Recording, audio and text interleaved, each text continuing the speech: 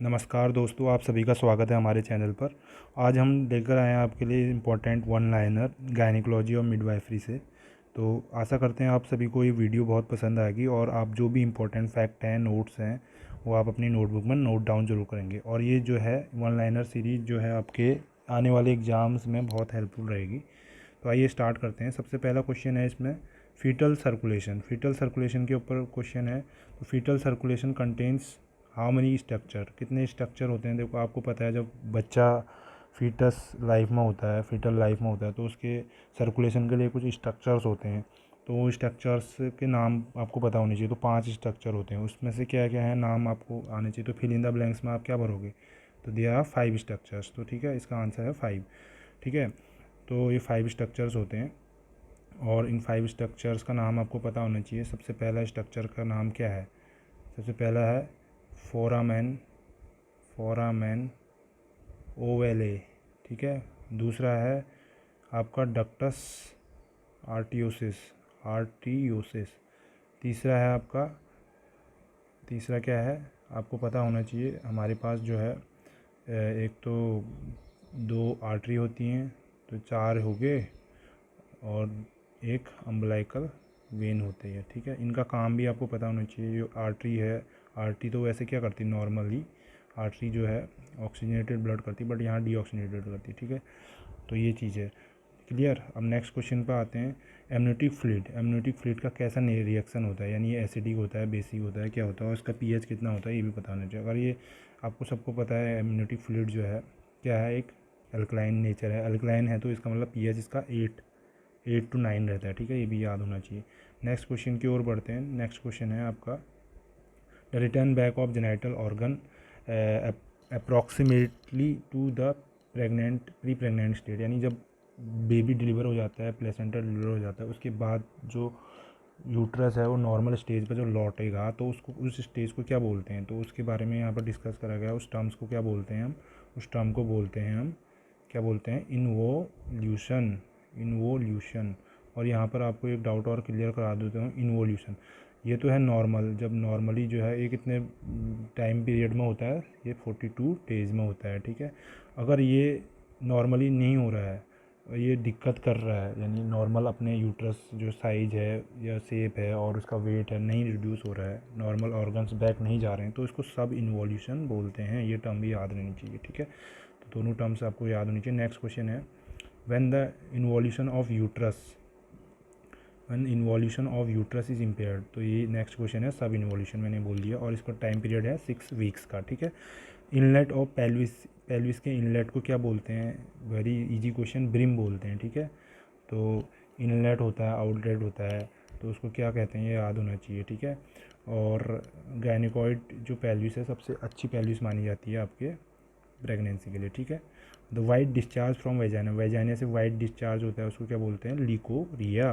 बहुत common problem है leucorrhoea, leucorrhoea बहुत बहुत कॉमन सी प्रॉब्लम होती है हर उसमें, मेल फीमेल्स में, तो ये है ल्यूकोरिया। ठीक है, उसके बाद नेक्स्ट है एमनियोटिक फ्लूइड इज डेफिशिएंट, अगर 200 ml से कम है तो उससे क्या बोलेंगे, 200 ml से लेस है, लेस है तो इसको बोलते हैं ओलिगो। ओलिगो जहाँ पर भी लगेगा यानी ये लेस है, ओलिगो हाइड्रो एमनियोस।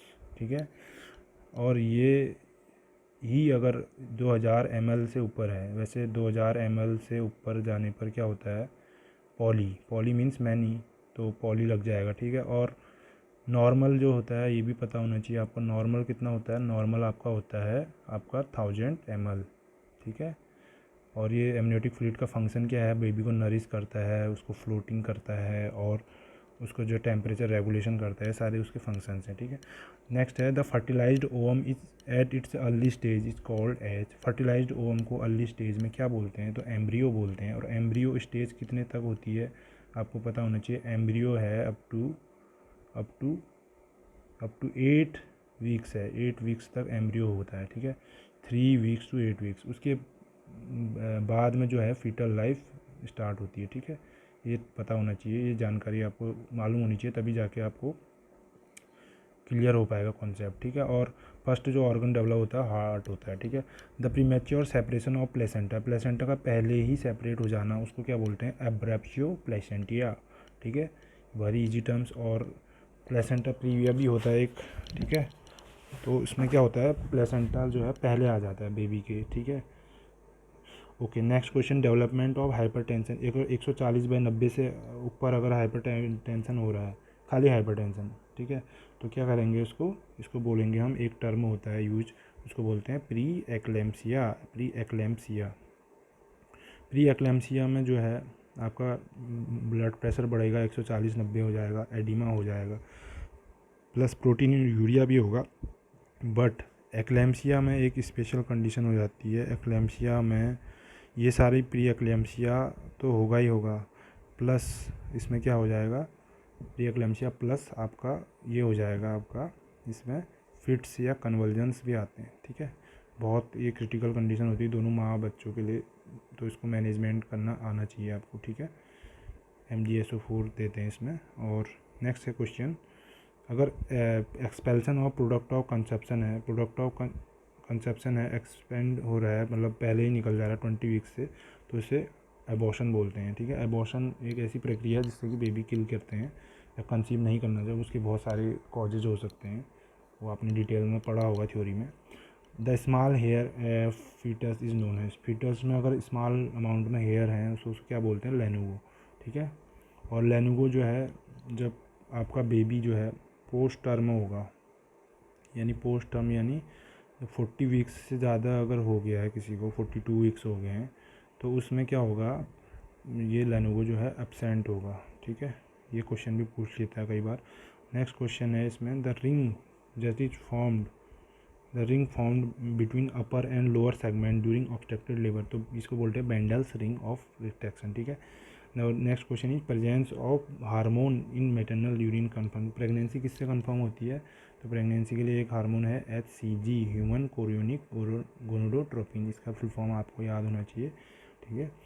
इससे जो है प्रेगनेंसी का पता लगता है। Placental separation occurs during the dash stage, तो सारी स्टेजेस आपको पता होनी चाहिए, मैं एक बार आपको बता दूँगा। पहली स्टेज में क्या होता है, डायलिटेशन होता है सर्वाइकल, ठीक है। सेकेंड स्टेज में क्या होता है, फीटल डिलीवरी होती है। थर्ड में क्या होता है, प्लेसेंटल डिलीवरी होती है। फोर्थ में क्या होता है, ऑब्जर्वेशनल होता है, ठीक है। ये सारी पता होनी चाहिए आपको, ठीक।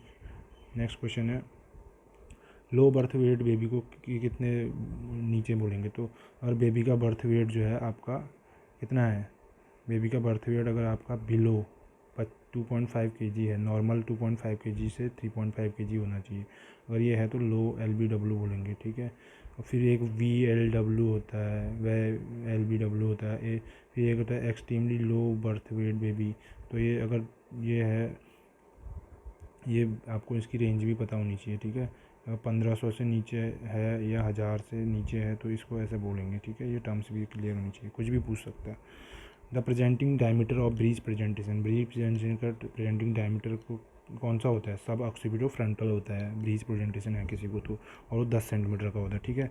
The first dose of tetanus injection is given to mother in between, कौन से हफ्ते में देनी चाहिए पहली dose, as soon as pregnancy is, pregnancy के जैसी सेकेंड मंथ या थर्ड मंथ में आपको देनी चाहिए। सेकेंड या थर्ड मंथ का मतलब है आपका सुटेबल जो होता है 16